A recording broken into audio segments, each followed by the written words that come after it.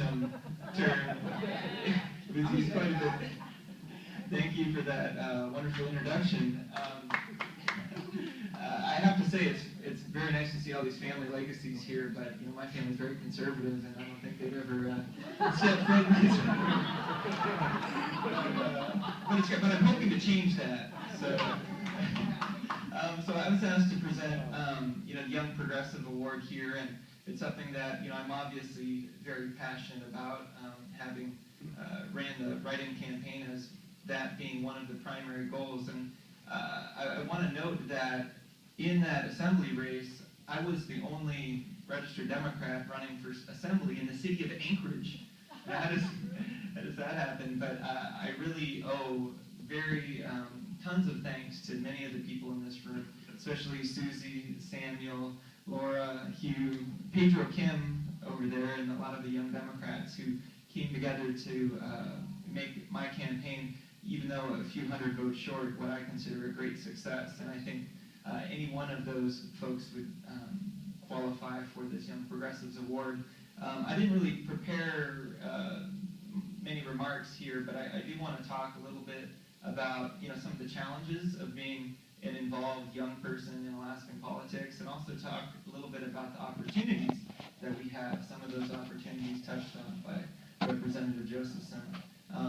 It's not easy being involved in Alaska politics when you're a young person. There are many barriers, mostly socioeconomic, and it's one of those things where you have challenges of going to school, you have challenges of carrying a job, being involved in extracurriculars, and then somehow finding time to talk to your peers about difficult issues. And that's why I have to give such a large shout out to the young Democrats who are sitting at this table.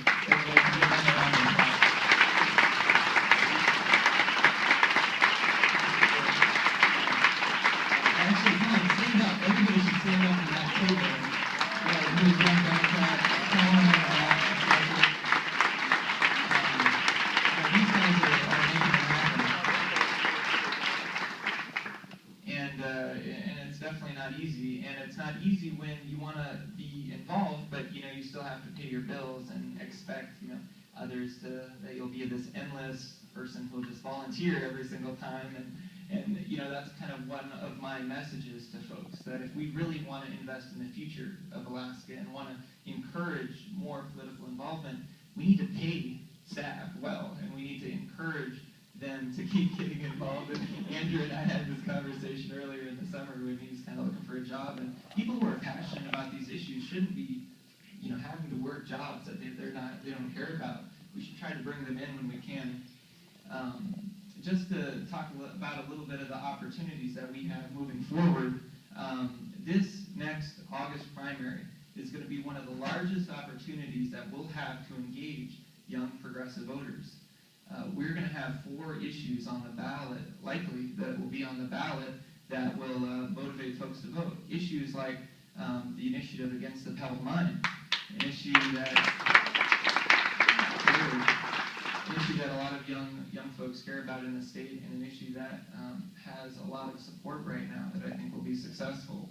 We also have SB 21, an issue to repeal the oil tax giveaway and fight for the future resources of our state. That's going to be a huge issue that Ray and Malcolm and Mike and a lot of other folks work very hard at. And then we have these 2 issues, which I think are the most important. Minimum wage is likely to be on the ballot. And do you know what that means? 30,000 Alaskans will have an opportunity for a pay raise just if that one initiative passes. Those are mostly young people. So that's our opportunity to go into service. So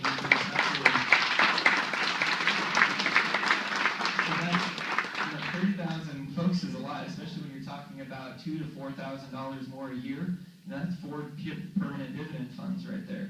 So that's our opportunity to go into jobs where people have the opportunity to benefit, and ask them to register to vote, ask them to get involved. And that's kind of the most important thing you can do to encourage political involvement, is to ask. And that's one of the things that hasn't been prioritized by progressives, I think, in a long time. And then the other issue beyond minimum wage is marijuana legalization. That's an issue that can bring an issue that resonates with a lot of young people who might recreationally smoke marijuana that don't think we should fill up our jails with nonviolent offenders. So I think absolutely. So I think those four issues, along with some very inspiring up-ticket candidates and legislative candidates, offer us a big opportunity to seize a moment that we might, that we haven't had in a long time, and we might not have in a long time in the future, to bring those folks on board to win in August. And I'll tell you what, if we can do a clean sweep in August, we'll have a very, very strong likelihood of having a clean sweep in November and taking back the House and doing things like that.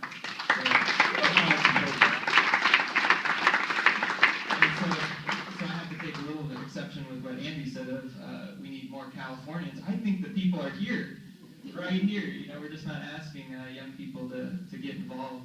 So with that, let's present the award. It's kind of like the Grammys or something.